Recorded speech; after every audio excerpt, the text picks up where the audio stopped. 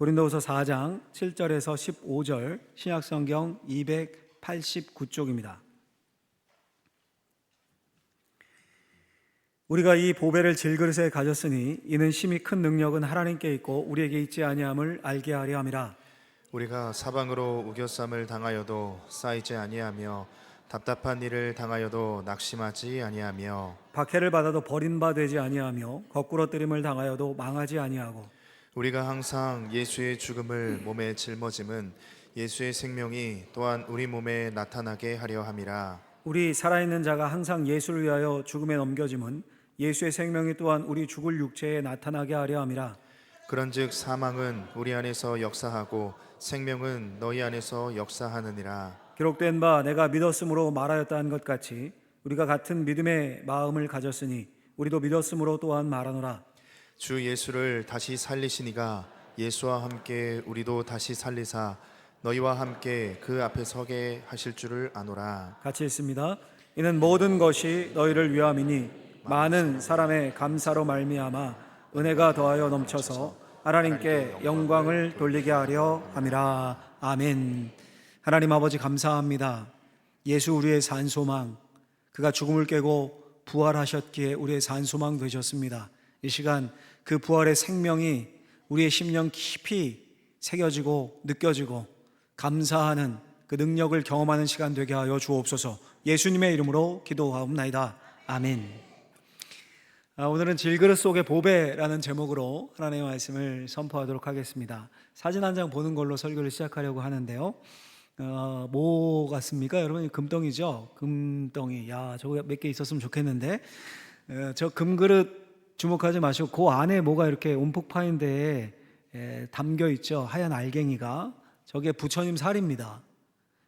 진신살이라고 부르죠. 부처님 살이를. 미국 보스턴의 그 미술관에 있던 그 부처님 저 진신사리와 그리고 고승들의 사리가 2024년 2년 전에 85년 만에 우리 한국으로 왔습니다. 일제강점기 때 이제 유출된 건데, 저희 어때요? 여러분, 사진을 보니까 굉장히 크고 막 이런 대접에 담겨 있고 이런 것 같은데, 다음 사진 한번 보여주시면 저렇게 봐야 보입니다. 저게 아주 작은 거예요. 그 금도 되게 작은 거고, 콩알보다도 작고 쌀알보다 조금 크다고 합니다. 뭐 저도 못 봤죠. 그냥 사진으로만 저렇게 봤는데, 저 진신사리를 모시는 2년 전에 기사가 아주 크게 뜨고 했는데 대통령 부부도 저기 참석을 하고 대통령 부부 포함 5천 명이 운집을 했습니다. 석가모니가 80세에 죽거든요. 80세에 열반에 들며 8말 4되의 사리를 남겼다는데 그 사리가 있는 곳은 다 사찰이 세워집니다. 사찰이. 그 사리가 있는 곳은 성지가 됩니다. 울산 통도사도 있다고 하더라고요. 제가 들으니까 가보진 않았는데 안 가보셔도 돼요. 뭐 꼭 굳이 거기 듣고 봐야겠다가 안 가셔도 돼요. 여러분, 석가모니 뿐입니까? 이슬람의 창시자 무함마드의 무덤은 사우디 메디나에 있다고 전해집니다. 거기 보시면 사진 한번 찾아보세요. 으리으리한 모스크가 서 있습니다. 저도 사진으로만 봤는데 그 모신 유해 앞에는 철창 같은 게 금색으로 되어 있는 게 막 이렇게 쳐 있고, 지금도 매해 수백만 명의 무슬림이 그 무덤을 보기 위해 메디나를 찾아갑니다. 사우디에. 자, 여러분, 그러면 우리 기독교는 어떻습니까? 예수님의 무덤 아시는 분 어디 있는지, 혹은 예수님 뼈조각 하나라도 어디에 좀 이렇게 있는지 있다는 소문 들으신 분? 무함마드처럼 화려한 무덤도 석가모니처럼 뼈조각 사리를 보관한 탑도 없습니다. 왜 없습니까? 예수님이 부활하셨기 때문입니다. 부활하셨기 때문에. 여러분, 가만 생각하면 기독교는 정말로 이상한 종교입니다. 이슬람은 정복과 복종을 통해서 세가 확대되었습니다. 7세기 이후에 칼과 군사력을 앞세워서 대제국을 건설했어요. 이슬람 제국을 확장하면서 급속히 세를 불렸습니다.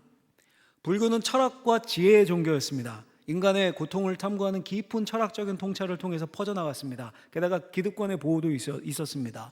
석가모니가 출신이 왕자였지 않습니까? 왕자. 여러분, 아무리 뭐 출가하고 해탈을 하고 다 내려놓고 버렸어도 왕자는 왕자죠. 왕자는 왕자입니다. 당연히 왕족의 비호가 있었겠죠. 끼리끼리 모인다고 똑똑한 사람들이 제자들로 다 모여들었습니다. 여러분, 왕자가 출가를 했으니까 대중들에게는 엄청난 브랜드 파워겠죠.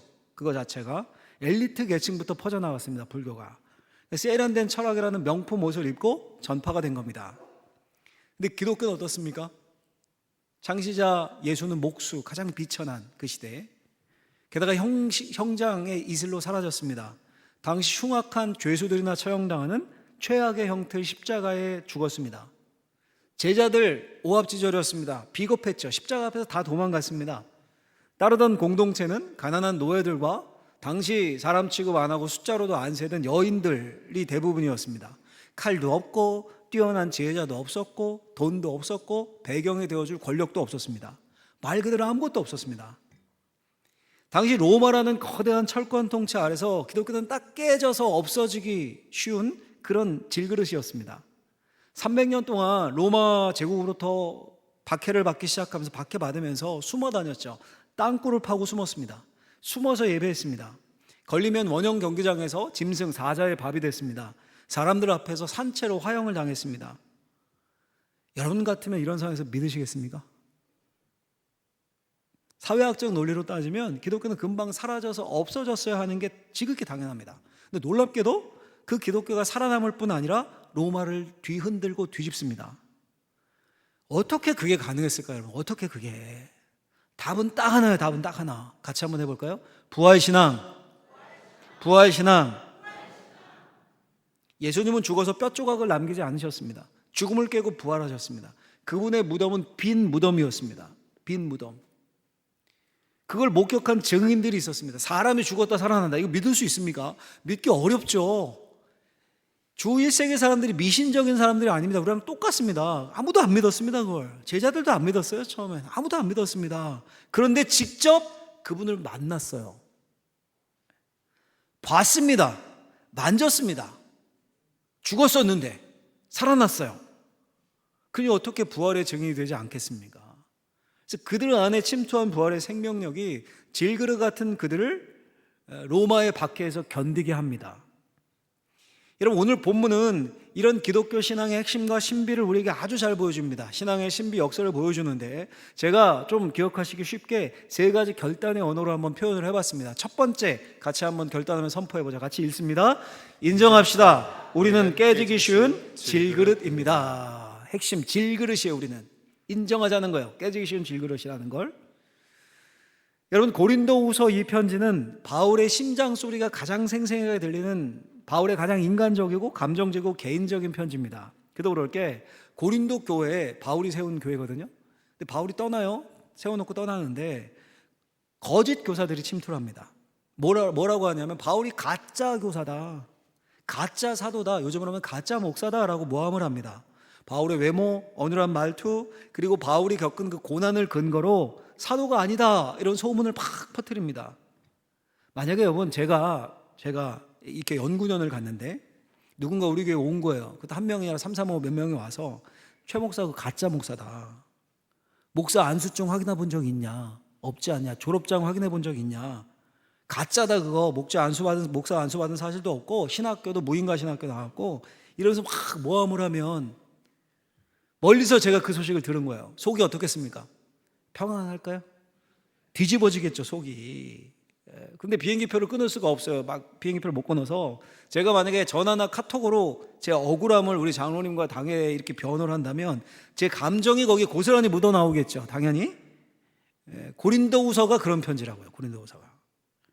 고린도 교회에 들어왔던 그 거짓 교사들이 가진 신학이 영광의 신학이었습니다. 예수 믿으면 복 받아야지, 목사가 먼저 복 받아야지, 바울 봐봐라, 육체의 가시 불치병 있지 않냐, 기도해서 남은 고친다면서 자기 병은 못 고치냐, 편지 쓰는 것만 글만 번지르르 하지 실제 만나봐라 몸도 비실비실하고 자기 건강관리도 못하고 말주변도 없지 않냐, 저게 무슨 하나님의 사자냐. 소위 금그릇 돼야 된다는 겁니다. 예수 믿은 걸 복 받는 걸로 증거로 나타내야 되고 능력으로 나타나야 된다는 거예요. 이게 영광의 신학이죠. 근데 바울은 뭐라고 합니까? 바울은 이렇게 이야기합니다. 오늘 요절인데 7절을 같이 한번 읽겠습니다. 우리가 이 보배를 질그릇에 가졌으니 이는 심히 큰 능력은 하나님께 있고 우리에게 있지 아니함을 알게 하려 함이라. 아멘. 여기 주목할 단어가 붉은색 질그릇이라는 단어인데 바울 자신을 포함한 그리스도인들이 질그릇이라는 거예요. 질그릇. 당시 가장 흔하고 값싼 그릇입니다. 진흙을 그냥 대충 구워가지고 만든 그릇. 조금만 부딪혀도 금 가고 뭐 떨어지면 뭐 여지없이 박살나고 깨지면 수리하고 붙여서 쓰는 게 아니라 미련 없이 그냥 쓰레기통에 던져버리는 소모품입니다. 여러분, 바울이 자신을 질그릇이라고 부른 데는 깊은 성경적인 의미가 있습니다. 창세기에 보면 하나님 인간을 창조하실 때 뭘로 만드셨습니까? 재료가? 흙이었죠. 그러니까 우리는 본래 흙으로 돌아갈 존재, 연약한 존재, 깨지기 쉬운 존재입니다. 바울은 영광의 신학을 주장하는 거짓 교사들에 맞서서 자신을 변명하지 않습니다. 야, 내가 금그릇이야. 사실은 내가 가말리엘 문화의 율법 박사고, 내가 날 때부터 할례 받았고, 내가 교회를 이렇게 많이 세웠고, 내 제자들이 몇 명인데 어디서 나를 깔봐. 나 금그릇이거든.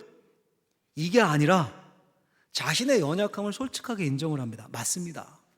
나는 질그릇입니다. 나는 깨지기 쉽고 부서지기 쉬운 질그릇입니다. 아니, 나뿐 아니라 우리는 모든 그리스도인들은 질그릇입니다. 흙으로 와서 흙으로 돌아가는 존재일 뿐입니다. 여러분, 우리 사는 세상 사회는 철저하게 성과 중심의 사회입니다. 숫자로 매겨지는 성적, 연봉, 인사, 고과가 곧 나의 가치를 증명합니다. 교회도 성도 수와 헌금 액수를 따집니다. 여기서 벗어날 수 없죠. 성과가 곧 생존이 된 세상을 우리가 삽니다. 이런 세상에서의 실수와 어눌함은 단순한 시행착오가 아니라 도태입니다. 사회 시스템이 완벽주의를 요구합니다. 완벽주의를, 높은 숫자를 요구합니다. 과거에 옛날에 여러분, 이렇게 마을 단위로 농사 짓고 이런 시대에서는 내가 좀 부족해도 이웃이 채워주고 그 품앗이 들어오지 않았습니까? 품앗이. 서로 돕고 존재 자체로 인정받았습니다. 근데 지금은 아닙니다. 완벽하지 않으면 생존할 수가 없습니다. 근데 이 완벽주의가요, 혼자 생기는 게 아니라 반드시 데리고 다니는 놈이 있는데 그게 뭐냐면 비교의식이라는 놈이에요. 비교의식. 옛날에는요, 그냥 옆집 동네 친구들보다 좀 나으면 됐어요. 그냥. 근데 요즘은 SNS가 전 세계로 연결되어 있습니다. 전 세계 사람들이 완벽한 모습, 성공한 순간을 실시간으로 관찰할 수 있습니다. 그래서 기준이 완전히 높아졌습니다. 전 세계 1%, 대한민국의 1%, 외모, 재력, 경력, 실력 언제든지 엿보고 우리가 판단을 합니다. 비교를 합니다. 완벽한 남편, 완벽한 아내, 완벽한 자녀, 완벽한 교회, 완벽한 부모, 이게 우리의 기준이 되었습니다. 보고 듣는 정보의 양이 너무도 많습니다. 너무도 많아요.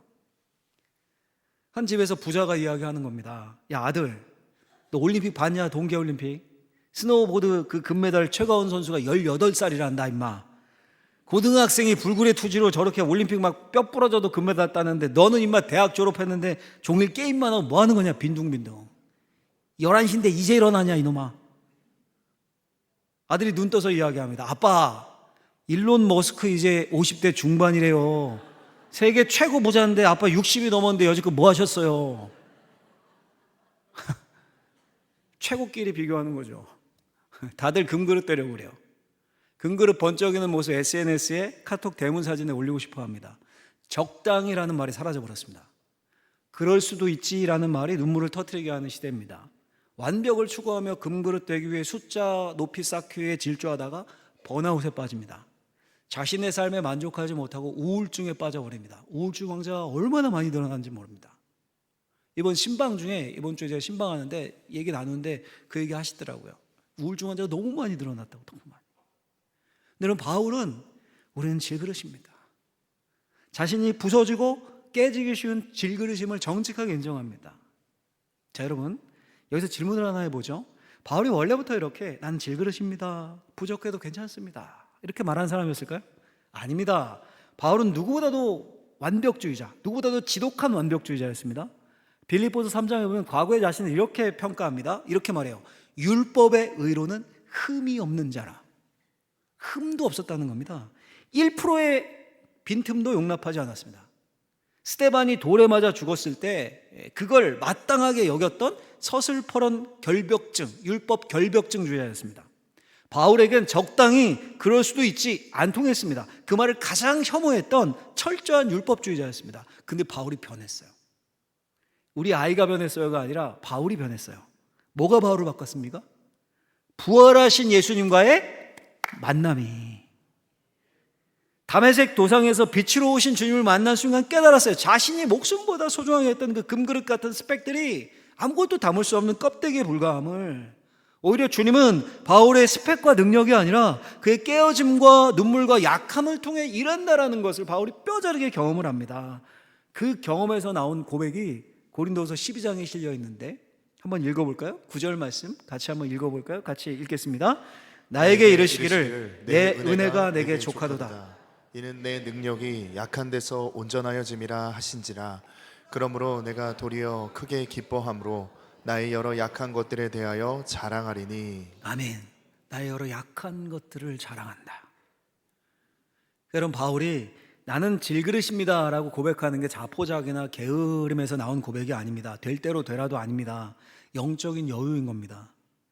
내가 완벽해야 하나님의 일이 된다라는 교만에서 그게 철저한 율법주의, 율법으로는 흠이 없었는데 나는 깨지기 쉬운 질그릇이지만 나를 빚으신 토기장이신 하나님이 나를 붙잡고 계시니까 괜찮습니다 라는 당당한 항복입니다. 여러분, 오늘 이 부활주일 아침 여러분들을 진노로는 완벽해야 한다라는 강박을 십자가 앞에 내려놓으셨으면 좋겠습니다. 나는 질그릇 같은 부모야. 나는 질그릇 같은 남편, 아내야. 나는 질그릇 같은 성도야. 여러분, 질그릇이기 때문에 우리 입에서 자주 나와야 되는 말은, 자주 쓰는 말은 적당히 아유 뭐 그럴 수도 있지 이 말 아니겠습니까? 남편이 아내에게 살림을 이것밖에 못하냐, 돈 벌어다 주는 건 다 어디다 쓰는 거야, 이걸 밥이라고 차렸어? 이게 간도 안 맞잖아. 이런 간 큰 남자 여기에 좀 있으십니까? 아내가 남편에게 쥐꼬리만큼 월급 돈 벌어다 주면서 남들은 투잡 쓰리잡 뛰는데 나도 맞벌이 하는 거 안 보여? 왜 집에만 오면 빈둥거리는데? 자녀들에게 야 옆집 아이 전교 1등이라더라, 엄마 친구 지금 대기업 취직했다더라, 넌 밥만 축내고 뭐하냐? 제가 여러분 가정을 예로 들었지만 어느 자리건 우리의 언어가 이렇지 않습니까? 우리 언어가 저도 막 찔리는 게 막 확 있어요. 우리 언어가 이런 말과 태도가 완벽주의, 비교의식을 반영한 말들 아닙니까? 근데 우리가 다 질그릇이라면 조금 더 너그럽게, 조금 더 역지사지 상대방의 입장에 서보고 그럴 수도 있겠네, 그럴 수도 있겠네. 있는 그대로 질그릇임을 서로 인정하고 이해하는 저와 여러분들이 되었으면 좋겠습니다. 세상은요 금그릇 되는 거 포기 못합니다. 질그릇 인정 안 합니다. 근데 우리는 기쁘게 기꺼이 보잘것없는 질그릇임을 인정할 수 있습니다. 왜 그렇습니까? 왜? 그릇의 가치는 재질이나 겉모양에 있는 게 아니라 그 안에 뭘 담느냐에 따라 결정되기 때문입니다. 그 그릇 속에 뭐가 담겨 있어요? 보배가. 두 번째 선포해 볼까요? 우리 같이 한번 화면을 보고 선포합니다. 확신합시다. 우리 안에 보배 예수 그리스도의 부활 생명이 담겨 있습니다. 확신하자고요. 질그릇임을 인정하고 확신하자고요. 뭐요? 우리 안에 부활 생명, 보배 예수 그리스도의 생명이 담겨 있음을. 바울이 여러분 우리가 질그릇임을 인정하는 데서 멈추지 않죠. 곧바로 그 질그릇의 반전의 정체성을 선포하는데 7절 보시면 우리가 이 뭐를요? 보배를 질그릇에 가졌으니. 여기서 말하는 보배가 뭘까요? 6절에 나와요. 6절 보시면 하나님께서 예수 그리스도의 얼굴에 있는 하나님의 영광을 아는 빛을 우리 마음에 비추셨느니라. 아멘. 이게 보배예요. 예수 그리스도의 얼굴에 있는 하나님의 영광을 아는 빛. 더 쉽게 말하면 사망 권세를 깨뜨리고 그 어둠을 깨뜨리고 빛으로 부활하신 예수 그리스도 그분 자신입니다. 여러분, 세상의 모든 종교는 그릇 자체를 닫고 가꾸는 데 집중합니다. 그릇이 인간이라고 할 때 힌두교는 고행을 통해서 그 그릇의 신분을 바꾸려고 합니다.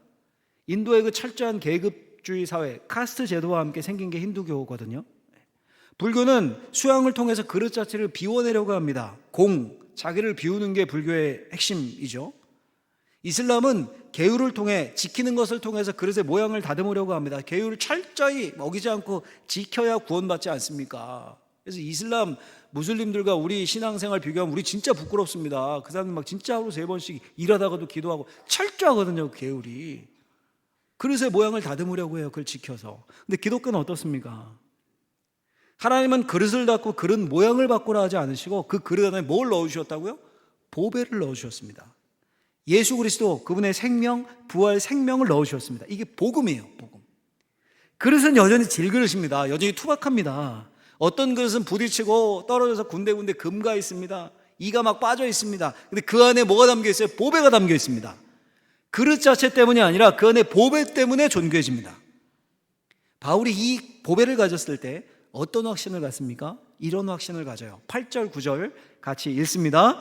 우리가 사방으로 우겨쌈을 당하여도 쌓이지 아니하며 답답한 일을 당하여도 낙심하지 아니하며 박해를 받아도 버림받지 아니하며 거꾸러뜨림을 당하여도 망하지 아니하고. 아멘. 지금 바울이 부활의 생명이 현실 속에서 어떻게 역사하는지를 생생하게 증언하는 겁니다. 부활의 능력을 선포합니다. 어떻게요?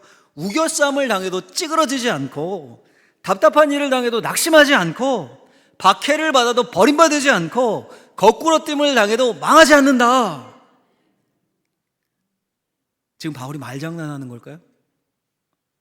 실제로 바울이 당한 일들이죠. 실제 감옥에 갇혔습니다. 우겨쌈.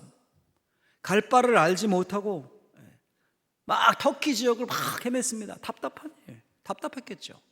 동족 유대인으로부터 가는 곳마다 핍박을 받았습니다. 박해를 받았어요. 때로는 돌에 맞아서 죽을 뻔했습니다. 거꾸러뜨림을 당했어요. 실제로. 질그릇 바울인데 깨져야 마땅하고 부서져야 마땅하고 포기해야 마땅합니다. 산산조각 나야 합니다. 근데 망하지 않습니다. 왜 그렇습니까? 질그릇 안에 담긴 예수 그리스도의 부활 생명이 그 그릇을 꽉 붙잡고 있는 겁니다. 부활의 능력이 밖에서 막 누르는 압력보다 훨씬 더 강력한 겁니다. 물론 여러분, 마치 그 물속에 잠수함 내려갈 때 그 수압에도 찌그러지지 않지 않습니까? 잠수함 내부의 압력이 외부의 수압을 이겨내기 때문이죠. 그것처럼 질그릇 안에 담긴 보배, 예수 그리스도, 그분의 부활의 능력이, 생명의 능력이 실제 바울의 삶에서 바울을 지탱한 겁니다. 아니, 지탱했을 뿐 아니라 능력이 되어서 그 모든 박해, 거꾸러뜨림, 우겨쌈, 답답함을 이기게 한 겁니다. 할렐루야. 자, 여러분 어떻습니까? 우리 안에 이 부활 생명이 있다. 그 생명이 삶의 능력이 된다. 지금 대부분 아멘으로 받으셨잖아요. 근데 한 2명 정도 이 무슨 말인가 막 이렇게 그런 분도 있을 거예요. 근데 종종 제가 예를 들지만 사랑 한번 생각해 보시자고요. 사랑. 누군가 지독하게 사랑합니다. 근데 그 사랑 눈에 안 보이지 않습니까? 안 만져집니다. 근데 마음에 들어와 자리를 잡아요. 언제 들어왔는지도 모르겠어요. 그렇죠?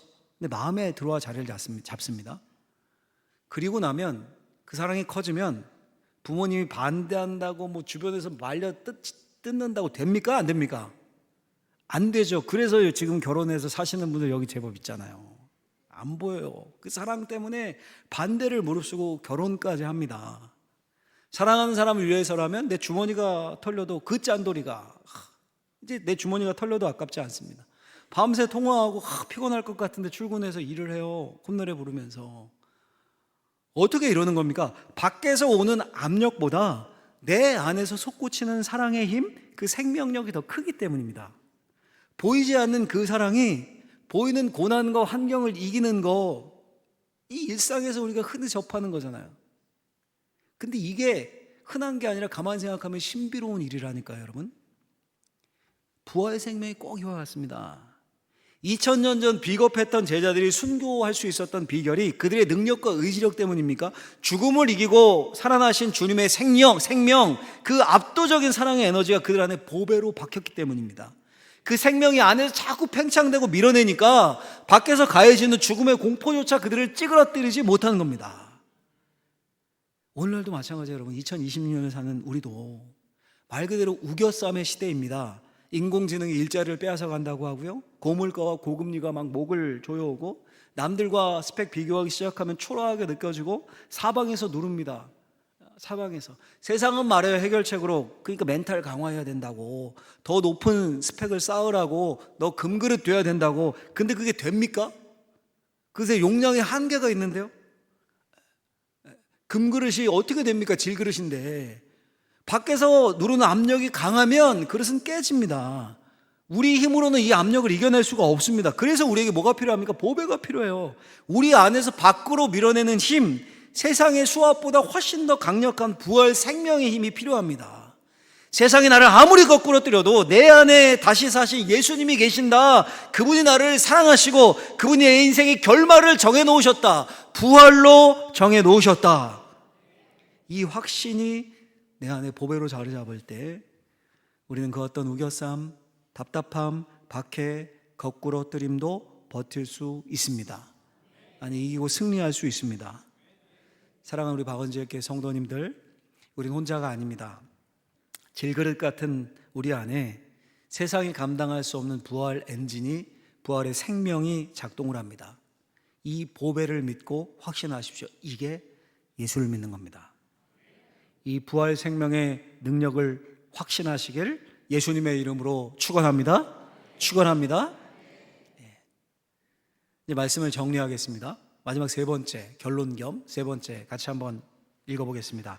선포합시다. 깨진 틈 사이로 부활 생명이 흘러나온다. 첫 번째는 인정하는 거야. 내가 질그릇이다. 첫 번째는 부활 내가 질그릇임을 인정하는 거예요. 두 번째 어떻게 하는 겁니까? 확신하는 거예요. 내 안에 그 부활 생명이 있다. 세 번째 선포하는 거예요. 선포하는 거. 선포하는 거.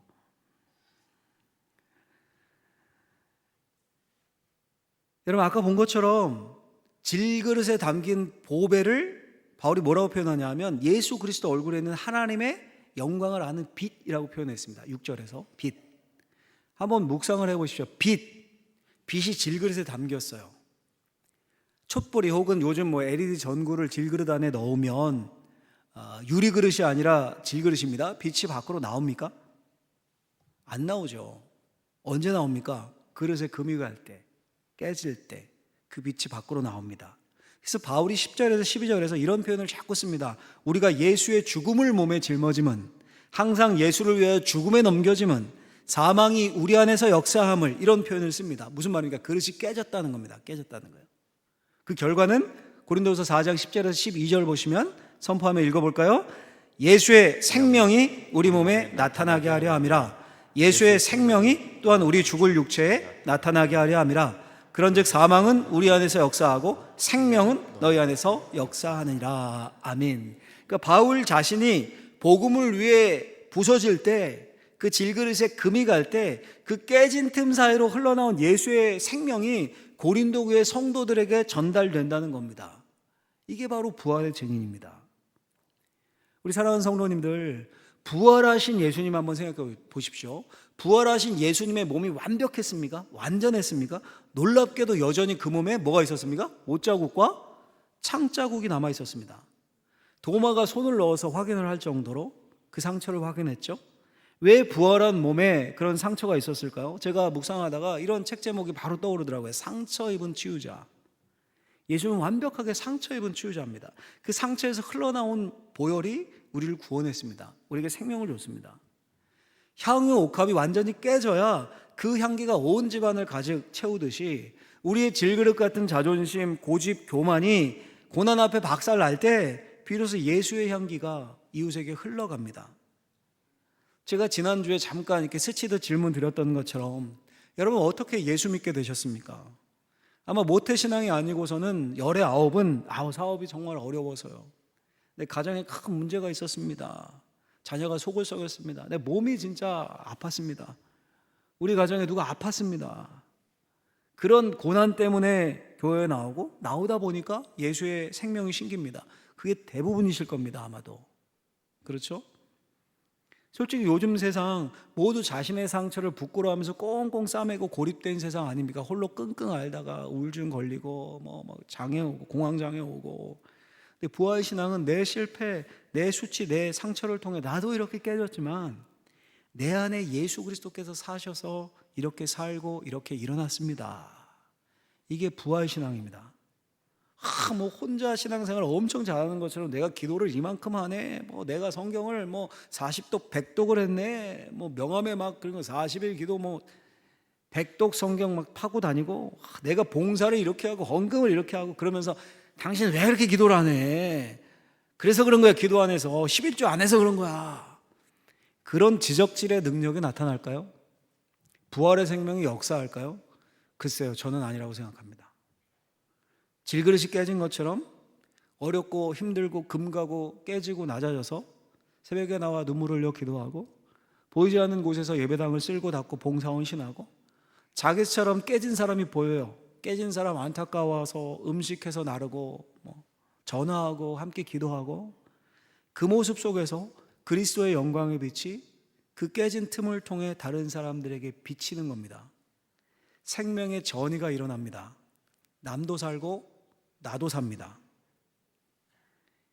여러분, 부활은 무덤 속에 갇혀있는 박제가 아닙니다. 부활절에만 그냥 한번 듣고 흘려보내는 그게 아닙니다. 예수 믿음의 핵심입니다. 우리의 깨진 삶 속에 꿈틀대는 실제적인 능력이고 생명입니다. 우리 14절 말씀을 크게 같이 한번 선포하고 아멘으로 받고 설교를 마치겠습니다. 14절을 크게 읽겠습니다. 주 예수를 다시 살리신 이가 예수와 함께 우리도 다시 살리사 너희와 함께 그 앞에 서게 하실 줄을 아노라. 아멘. 여러분, 예수 그리스도께서 사망 권세 깨고 부활하셨습니다. 우리도 다시 살리실 겁니다. 죽음이 끝이 아니라 우리도 부활의 주님 앞에 설 것입니다. 할렐루야. 그 부활 신앙이 현재를 살게 해요. 질그릇 같은 우리 인생, 그 안에 보배 예수 그리스도가 있습니다. 부활 생명이 있습니다. 사랑이 모든 걸 극복하게 하듯 부활 생명이 버티고 견디고 결국 승리하게 합니다. 그게 예수 믿으면 산다라는 말씀의 의미입니다. 이곳에 있는 우리 사랑하는 모든 방어진제 교회 지체들, 예수님 잘 믿고 그분이 주시는 힘으로 세상이 꽉 누르는 압력을 버티고 견디고 결국 이기고 승리하는 저와 여러분들의 인생 삶 되시기를 예수님의 이름으로 간절히 축원합니다. 축원합니다. 기도하겠습니다. 하나님 아버지, 부활의 능력 되신 우리 구주 예수 그리스도, 그분의 생명의 빛이 우리 안에 머물고 그 우리 질그릇 같은 인생 예수 그리스도로 인해 버티고 견디고 결국은 승리하는 그런 인생들 되게 하여 주옵소서. 예수님의 이름으로 기도하옵나이다. 아멘.